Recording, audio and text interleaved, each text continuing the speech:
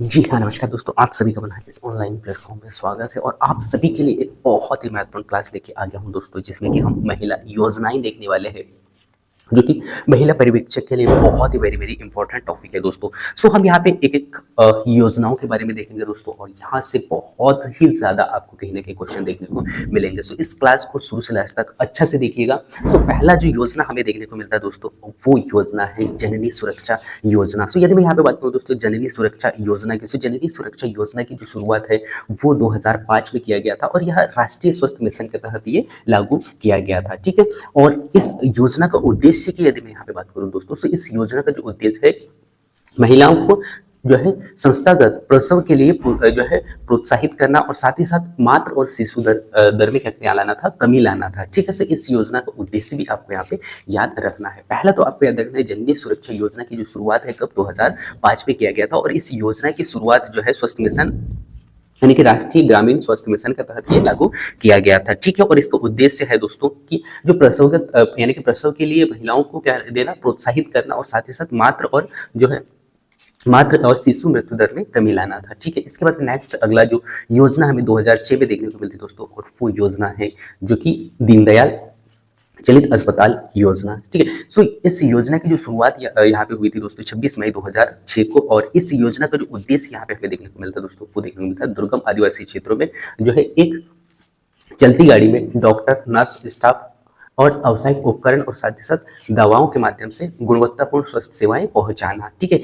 सो पहले जो 2006 में जो योजना हमें जो है हेल्थ सेक्टर में देखने को मिला था दोस्तों, वो देखने को मिला था जो है दीनदयाल चलित अस्पताल योजना और जिस योजना की शुरुआत जो है 2006 यानी कि 26 मई 2006 में यहाँ पे स्टार्ट हुआ था और इसका मुख्य उद्देश्य भी मैंने आपको यहाँ पे बता दिया, जो कि दुर्गम यानी कि जो ग्रामीण क्षेत्र है जहाँ पे आदिवासी क्षेत्र हम कह सकते हैं, उन इलाकों में या उन क्षेत्रों में चलित गाड़ी में डॉक्टर, नर्स, स्टाफ और व्यावसायिक उपकरण के साथ साथ में दवाई जैसे साधनों के माध्यम से गुणवत्तापूर्ण स्वास्थ्य एवं सेवाएं पहुंचाना इसका मुख्य उद्देश्य था, ठीक है। इसके बाद में नेक्स्ट अगला जो योजना हमें यहाँ पे देखने को मिलता है दोस्तों, वो देखने को मिलता है जननी एक्सप्रेस योजना। सो जननी एक्सप्रेस योजना की मैं यदि यहाँ पे बात करूँ दोस्तों, तो ये भी 2006 में ही स्टार्ट हुआ था और इस योजना का जो उद्देश्य था कि गर्भवती महिलाओं को अस्पताल पहुंचाने हेतु 35 घंटे में वाहन सुविधा अस्पताल पहुंचाने में 35 घंटे में ही वाहन जो है सुविधा प्रदान करना चाहिए। सो ये जो योजना है इसीलिए स्टार्ट किया गया था ताकि जो गर्भवती महिलाएं हैं उनको अस्पताल पहुंचाया जा सके और वो भी बहुत कम समय में, ठीक है। सो ये याद रखना आपको कब किया गया था, 2006 में किया गया था। इसके बाद में नेक्स्ट अगला जो योजना हमें यहाँ पे देखने को मिलता है तो वो देखने को मिलता है संजीवनी योजना, जो कि इस संजीवनी योजना के लिए यहाँ पे इसके संपर्क करने के लिए या फिर इस योजना में कंप्लेंट या फिर हम कर सकते हैं हेल्प के लिए जो नंबर यहाँ पे दिया गया था पहले, वो दिया गया था 108 का, ठीक है। सो इस योजना की शुरुआत यहाँ पे हुआ था दोस्तों 2006 के बाद में, यानी कि 2009 में इसकी शुरुआत होती है और इसका उद्देश्य था दोस्तों कि सामान्य जनता के लिए यानी कि घर से अस्पताल और अस्पताल से घर तक तथा आपातकाल की स्थिति में जो है चिकित्सा सेवाएं तुरंत उपलब्ध यानी कि तुरंत जो है उपलब्ध कराने के लिए ये जो है योजना यहाँ पे चलाई गई थी, ठीक है। सो पहला तो आपको याद रखना है इस योजना की शुरुआत 2009 में की गई थी और इसका उद्देश्य था दोस्तों कि जब भी कभी ऐसी कोई स्थिति आती है जिससे कि घर से अस्पताल और अस्पताल से जो है घर तक जो है पहुंचाने के लिए साथ ही साथ चिकित्सा सेवाएं तुरंत उपलब्ध कराने के लिए ये योजना यहाँ पे शुरू की गई थी, ठीक है। सो ये आपको यहाँ पे याद रखना है। इसके बाद में नेक्स्ट अगला जो योजना हमें देखने को मिलता है दोस्तों, वो देखने को मिलता है जननी सहयोग योजना। सो यदि मैं यहाँ पे बात करूँ जननी सहयोग योजना की, सो इसकी शुरुआत यहाँ पे 2006 में की गई थी। सो 2006 में आपको इससे पहले एक योजना के रूप में देखने को मिला था साथियों, जननी एक्सप्रेस योजना, वो चाहे दीनदयाल जो है चलित अस्पताल योजना हो। सो ये 3 प्रकार से हमें यहाँ पे 2006 में योजनाएं यहाँ पे हमें देखने को मिली थी, ठीक है। और इसका उद्देश्य था दोस्तों जननी सहयोग योजना का, तो आपको याद रखना है कि इसके लिए जो है गरीबी क्षेत्र जो आते हैं उन यानी कि गरीबी रेखा से नीचे परिवारों एवं महिला और नवजात शिशुओं को सामान्यता प्राप्त जैसे कि निजी संस्थाओं द्वारा गुणवत्तापूर्ण अस्पतालनी और प्रसव सेवाएं जैसे बीमार नवजात शिशु को की देखभाल सेवाएं हम सुरक्षित प्रसव सेवाएं प्रदान करना इसका मुख्य उद्देश्य था, ठीक है। सो यहाँ पे आपको याद रखना है कि जो जननी सहयोग योजना जो है गरीबी रेखा यानी कि गरीबी रेखा से जो नीचे आने वाले जो परिवार है, महिलाएं हैं, उनको और साथ ही साथ नवजात शिशुओं को सामान्य रूप से प्राप्त निजी संस्थाओं यानी कि जो निजी प्राइवेट हॉस्पिटल है उनकी गुणवत्तापूर्ण आपातकालीन प्रसव सेवाएं प्रदान करना, साथ ही साथ बीमार या फिर नवजात शिशुओं की देखभाल के लिए ये सेवा स्टार्ट किया गया था। ठीक है, सो ये आपको यहाँ पे याद रखना है। इसके बाद में नेक्स्ट अगला आपको यहाँ पे देखने को मिलेगा जननी शिशु सुरक्षा योजना। सो जननी शिशु सुरक्षा योजना की जो शुरुआत है दोस्तों ये किया गया था 2011 में, जो कि 1 जून 2011 में इसकी शुरुआत की गई थी यहाँ पे। और इस योजना का जो उद्देश्य था दोस्तों कि मुफ्त दवाएं और सामग्री, परिवहन और भोजन यहाँ पे उपलब्ध कराना, साथ ही साथ ब्लड ट्रांसफ्यूजन की सुविधा भी यहाँ पे प्रदान किया गया। ठीक है, सो आपको याद रखना है कि जननी सुरक्षा योजना जो कि स्टार्ट किया गया था 1 जून 2011 में, और इसका जो मुख्य उद्देश्य था मुफ्त दवाएं उपलब्ध कराना, सामग्री उपलब्ध कराना, साथ ही साथ परिवहन की जो व्यवस्था है, जो घर से हॉस्पिटल तक या फिर जहाँ जिस संस्थान में जो है आप एडमिट हो या फिर आपका इलाज चलेगा वहां तक पहुंचाने के लिए परिवहन, और साथ ही साथ भोजन और इत्यादि सुविधाएं भी यहाँ पे हमें देखने को मिलती है। इसके बाद में नेक्स्ट अगला जो योजना हमें देखने को मिलती है दोस्तों, वो देखने को मिलती है मंगल दिवस योजना। सो मंगल दिवस योजना की यदि मैं यहाँ पे बात करूँ दोस्तों, अभी तक हमने जितने भी योजनाएं देखे वो कहीं ना कहीं हेल्थ से रिलेटेड थी, और अभी यहाँ पे आपको देखने को मिल रहा है मंगल दिवस योजना। सो मंगल दिवस योजना की जो शुरुआत है ये 2007 से 8 के मध्य में हो गई थी, और यह आंगनबाड़ी केंद्रों में बच्चों की उपस्थिति में सुधार करना था, और साथ ही साथ मात्र मृत्यु दर और शिशु मृत्यु दर को कम करना था। ठीक है, और बच्चों में जो कुपोषण की जो समस्या कहीं ना कहीं वो देखने को मिल रही थी उसको कम करना था, और जो है उपयुक्त सुविधाएं प्रदान करना था। साथ ही जो किशोर जो लड़कियां हैं उनकी उचित देखभाल करना और उन्हें जागरूक करना, इसके लिए योजना चलाई गई थी। ठीक है, सो मंगल दिवस योजना जो है मुख्य रूप से आंगनबाड़ी केंद्रों में बच्चों की उपस्थिति में सुधार करने के लिए किया गया था, और मात्र मृत्यु दर और शिशु मृत्यु दर को कंट्रोल करना था, शिशु मृत्यु दर को कम करना था, और बच्चों में कुपोषण की जो समस्या थी कहीं ना कहीं उसको कम करना था।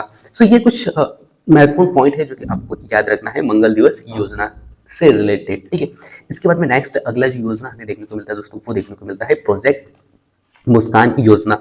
और ये प्रोजेक्ट मुस्कान योजना की यदि मैं यहाँ पे बात करूँ दोस्तों, ये मध्य प्रदेश के जो है बुरहानपुर में बच्चों में कुपोषण के इलाज के लिए यह अभियान स्टार्ट किया गया था, और यह योजना है 0 से 5 वर्ष की आयु के बच्चों को लक्षित करना था, और कुपोषण से पीड़ित अधिकांश बच्चों को इसमें सफलतापूर्वक इलाज किया जाना था। ठीक है, सो प्रोजेक्ट मुस्कान, अब यहाँ से क्वेश्चन पूछा जा सकता है आपसे कि प्रोजेक्ट मुस्कान योजना कहाँ के लिए शुरू किया गया था। सो बुरहानपुर के बच्चों को कुपोषित जो बच्चे थे उनका इलाज के लिए ये स्टार्ट किया गया था, और जो कि बच्चे जो होना चाहिए था 0 से 5 वर्ष के मध्य में। ठीक है, सो ये याद रखना है। इसके बाद में जो है ममता अभियान योजना आया, और ये ममता अभियान योजना की जो शुरुआत है वो हमें देखने को मिला था दोस्तों 2013 में, यानी कि अप्रैल 2013 में ये हुआ था, और ये यूनिसेफ तथा NHRM के सहयोग से ये स्टार्ट किया गया था। ठीक है, और इसका मकसद या इसका उद्देश्य यदि हम देखें दोस्तों, तो इसका उद्देश्य जो था मातृ और शिशु दर को कम करना था, और साथ ही साथ इस अभियान के तहत गर्भवती महिलाओं को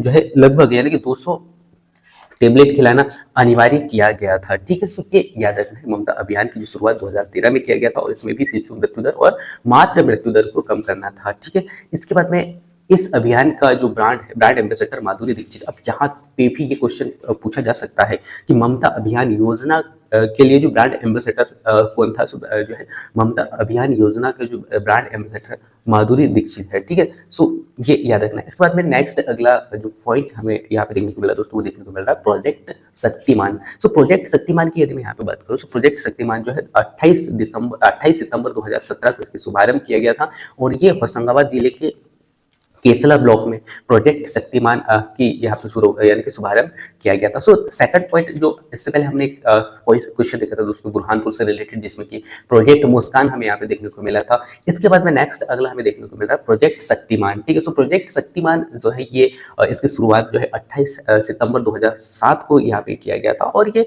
होशंगाबाद जिले के केसला ब्लॉक में ये स्टार्ट यानी कि यह शक्तिमान योजना की शुरुआत यहाँ पे किया गया था। और इस योजना का जो उद्देश्य है दोस्तों बच्चों और महिलाओं में कुपोषण को तीव्र गति से कम करना था। ठीक है, यानी कि महिला हो सकती है बच्चों में कुपोषण की जो समस्या थी कहीं ना कहीं उसको कंट्रोल करना था। ठीक है, सो ये आपको यहाँ पे याद रखना है। इसके बाद में नेक्स्ट अगला जो योजना हमें देखने को मिलता है वो देखने को मिलता है दोस्तों अनमोल एफ योजना। सो इसकी जो शुरुआत है 25 मई 2017 में माननीय प्रधानमंत्री जी के कार्यकाल में की कहीं ना कहीं हमें देखने को मिलता है, और यह ऐप गर्भवती महिला और नवजात शिशुओं की मॉनिटरिंग के लिए किया गया था। और यह ऐप पर गर्भवती महिलाओं को मिलने वाली जो TD1 या TD2 का टीकाकरण यहाँ पे उपलब्ध था। साथ ही साथ IF एक ही गोली भी यहाँ पे दिया गया था और साथ ही साथ कैल्शियम की गोली इत्यादि का भी और यहाँ पे जो है सुविधा प्रदान किया गया था। और साथ ही साथ डिजिटल डेटा तैयार करना और प्रसव से पहले और प्रसव के बाद में मिलने वाले स्वास्थ्य सुविधाओं के साथ साथ में बच्चों को नियमित टीकाकरण भी यहाँ पे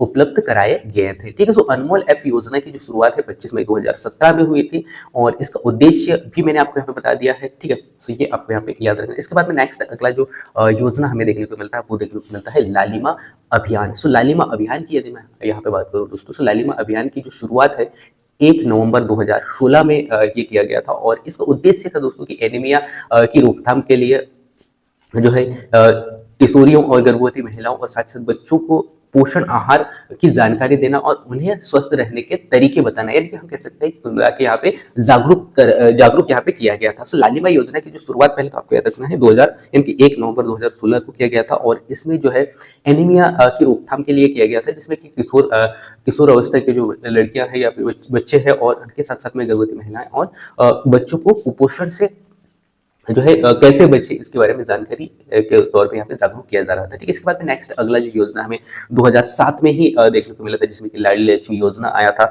और ये योजना की जो शुरुआत है 2 मई 2007 को ये योजना स्टार्ट किया गया था और इसमें जो है बालिकाओं के जन्म के प्रति समाज में नकारात्मक नजरिए को बदलना था, यानी कि कहीं ना कहीं जो है लोगों को जागरूक यहाँ पे किया गया था, जो कि महिलाओं के जन्म के प्रति यानी कि महिलाओं के या हम कह सकते हैं लड़कियों के जन्म में जो है लोग नाराजगी दिखा देते थे, कहीं ना कहीं उसको कम करने के लिए ये योजना स्टार्ट किया गया था। इसके बाद में नेक्स्ट अगला जो है लिंग अनुपात और साथ ही साथ जो है शैक्षिक या शिक्षा व्यवस्था हम कह सकते हैं उसको जो है बेहतर करना और साथ ही साथ महिलाओं को स्वस्थ स्थिर यानी कि स्वस्थ जो है रखना और स्वस्थ स्थिर स्थिति में सुधार करना, ये इनका मुख्य उद्देश्य था। ठीक है, सो लाडली जो है लक्ष्मी योजना कब स्टार्ट किया गया था? 2 मई 2007 को किया गया था। सो ये आपको यहाँ पे याद रखना है। इसके बाद में नेक्स्ट अगला जो योजना आया वो आया उषा किरण योजना और उषा किरण योजना की जो शुरुआत है 2008 में किया गया था और इसके तहत शारीरिक हिंसा हो गया या फिर मौखिक भावनात्मक हिंसा या लैंगिक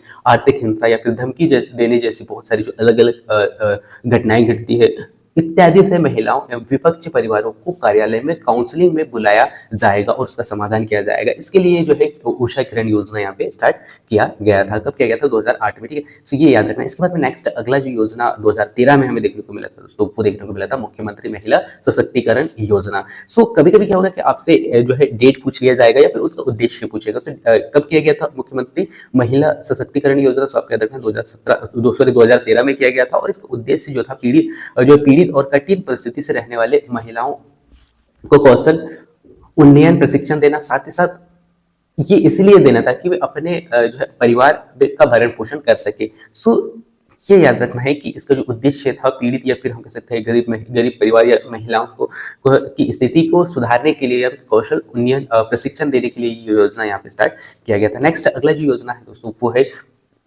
तेजस्विनी ग्रामीण महिला सशक्तिकरण।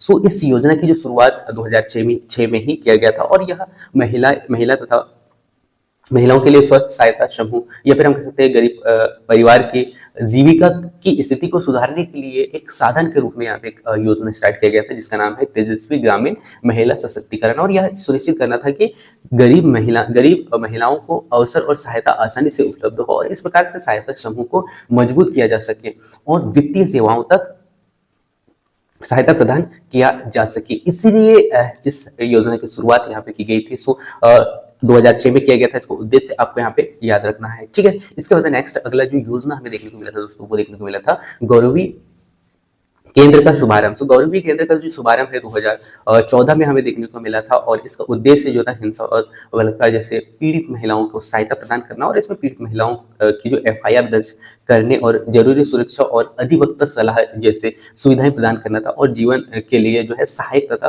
पुनर्वास शामिल यहाँ पे किया गया था। ठीक है, सो ये याद रखना है। इसके बाद में नेक्स्ट अगला जो योजना हमें देखने को मिलता है वो देखने को मिलता है स्वागत लक्ष्मी योजना। सो ये क्या है दोस्तों? स्वागत लक्ष्मी योजना की जो शुरुआत है 2014 में ही किया गया था। ये भी यानी कि 24 जनवरी 2014 में ये स्टार्ट किया गया था और यह अंतर्राष्ट्रीय बालिका दिवस पर इस योजना को शुभारंभ किया गया था। और इसका उद्देश्य जो था महिलाओं को जन्म से लेकर जो है अंतिम पड़ाव तक सुरक्षा प्रदान करने के लिए इस योजना की शुरुआत की गई थी। और बालिकाओं और महिलाओं से संबंधित कुप्रथाओं को खत्म करना था, साथ ही साथ बालिकाओं के प्रति होने वाले भेदभाव और को यहाँ पे समाप्त करना था और समाज में महिलाओं की स्थिति को मजबूत करने का प्रयास यहाँ पे स्वागत लक्ष्मी योजना के तहत किया गया। और महिलाओं की गरिमा को बनाए रखने के साथ साथ में महिलाओं के प्रति सम्मानजनक जो है लोगों में विचार आए और सकारात्मक सोच का वातावरण यहाँ पे तैयार हो, इसलिए यहाँ पे स्वागत लक्ष्मी योजना यहाँ पे शुरू किया गया था। ठीक है, इसके बाद में नेक्स्ट अगला जो योजना आपने देखा होगा ये आया था बेटी बचाओ योजना है, जो कि इस योजना की जो शुरुआत है 2015 में किया गया था। और इसका उद्देश्य जो है लिंग अनुपात में जो है लिंग अनुपात को कम करके बालिकाओं के प्रति भेदभाव को कम करना था।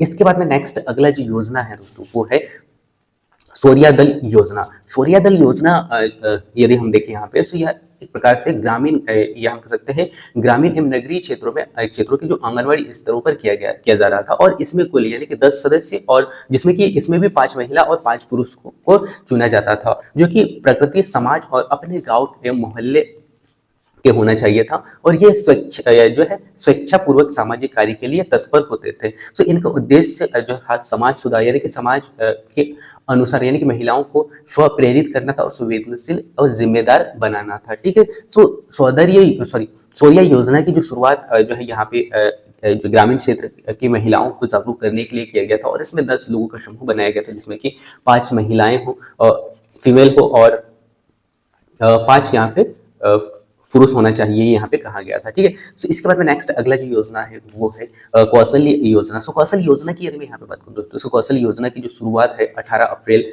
2017 में किया गया था। और महिलाओं को सुरक्षा प्रदान करना, साथ ही साथ सहभागिता और सशक्तिकरण जैसे सहायता प्रदान करना, ये इसका उद्देश्य था। और नेतृत्व के विकास हेतु कौशल विकास से यहाँ पे योजनाएं प्रदान किया गया। ठीक है, और कौशल योजना का प्रारंभ यहाँ पे किया गया था। ठीक है, सो कौशल योजना जो है 18 अप्रैल 2017 में स्टार्ट किया गया था। और इसके बाद में ये सुरक्षा और सहभागी और सशक्तिकरण के लिए ये स्टार्ट किया गया था। ठीक, इसके बाद में नेक्स्ट अगला जो योजना 2006 में भी हमें देखने को मिला था, वो देखने को मिला था मुख्यमंत्री विवाह निकाह योजना। यानी कि इस योजना की शुरुआत जो है 1 अप्रैल 2006 में किया गया था। और इसका उद्देश्य था गरीब परिवार की बेटियों को आर्थिक सहायता प्रदान करना, साथ ही साथ गृहस्थी जीवन की स्थिति में उन्हें उपहार देना। ठीक है, सो ये मुख्यमंत्री निकाह योजना मुख्यमंत्री जो है विवाह या निकाह योजना की शुरुआत 1 अप्रैल 2006 में किया गया था।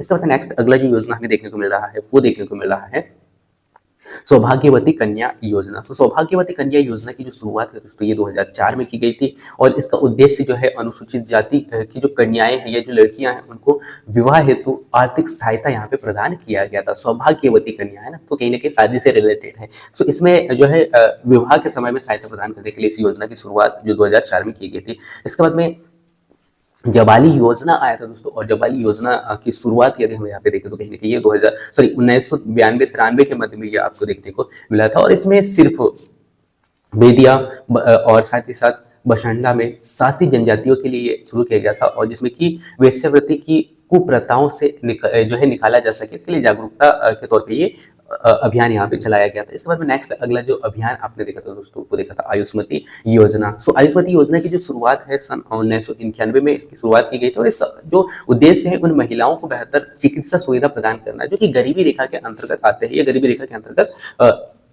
जीवन यापन करते हैं। ठीक है, सो ये आयुष्मान योजना गरीब महिलाओं को बेहतर जो है चिकित्सा और चिकित्सा जैसी सुविधाएं प्रदान करना था। ठीक, इसके बाद में नेक्स्ट अगला जो योजना आपको देखने को मिलेगा दोस्तों वो देखने को मिलेगा पंचधारा योजना। सो पंचधारा योजना की जो शुरुआत है सन 1911 में हमें देखने को मिला था, 1991 में देखने को मिला था। और इसका जो उद्देश्य था दोस्तों ग्रामीण एवं आदिवासी महिलाओं को उत्थान एवं कल्याणकारी और जो है सहायता पहुंचाना। ठीक है, इसके बाद नेक्स्ट अगला जो योजना आपको देखने को मिलेगा सावित्रीबाई फुले यानी कि स्वयं सहायता समूह योजना। और इस योजना की जो शुरुआत है 2015 में की गई थी, यानी कि 27 जून 2015 में इसकी शुरुआत की गई थी। और इसमें महिलाओं को जो है स्व सहायता प्रदान करना था और गरीबी रेखा से नीचे तथा अनुसूचित जाति के अंतर्गत आने वाली महिलाओं को यहाँ पे प्रकार से ऋण प्रदान करने के लिए इस योजना की शुरुआत किया गया था। ठीक है, इसके बाद में नेक्स्ट अगला है मध्य प्रदेश विधवा जो है पुनः विवाह योजना स्टार्ट किया गया था 2018 में, और इसमें जो है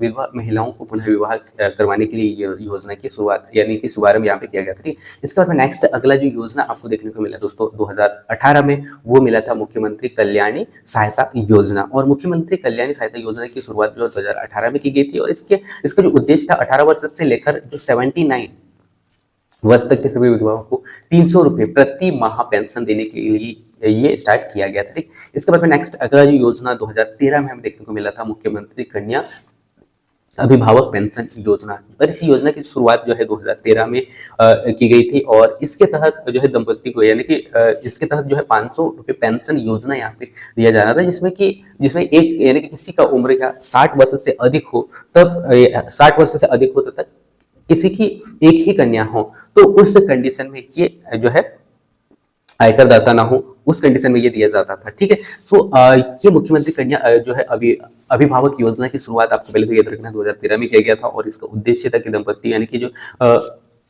व्यक्ति थे उनको पेंशन के रूप में यहाँ पे दिया जा रहा था, जिसमें कि 60 वर्ष से अधिक होना चाहिए था, और साथ ही साथ जिसका एक ही कन्या हो, और उसमें कंडीशन यहाँ पे ये लागू किया गया था कि जिसके जो कन्या है एक ही हो और आयकर दाता ना हो, उस कंडीशन में ये योजना यहाँ पे दिया जा रहा था। ठीक है, सो इस प्रकार से हमने यहाँ पे आज का क्लास देखा, जिसमें कि महिलाओं के योजनाओं को बहुत ही अच्छे से मैंने आप लोगों को यहाँ पे बताया है। सो इसमें इसका उद्देश्य, इस योजना का उद्देश्य क्या है, और साथ ही साथ इस योजना की शुभारंभ कब की गई है, ये आपको याद रखना बहुत ही जरूरी है। ठीक है, सो आपने इस क्लास को बहुत ही अच्छा से देखा होगा, मैं ऐसा आशा करता हूँ, और इस क्लास का पीडीएफ आपको इसी वीडियो के डिस्क्रिप्शन में मिलेगा, वहाँ से जाकर आप डाउनलोड कर सकते हैं, और पुनः फिर से इस क्लास को रिवीजन के रूप में आप फिर से देख सकते हैं दोस्तों। So thank you for watching, और महिला पर्यवेक्षक के बहुत सारे जो क्लासेस है वो इस चैनल के माध्यम से मैं आप लोगों तक पहुंचाने का प्रयास कर रहा हूँ। सो उन क्लासेसों को भी आप देख सकते हैं, जिनका प्लेलिस्ट आपको इस चैनल में देखने को मिलेगा। So thank you for watching, मिलते हैं नेक्स्ट अगली क्लास में, तब तक जय हिंद।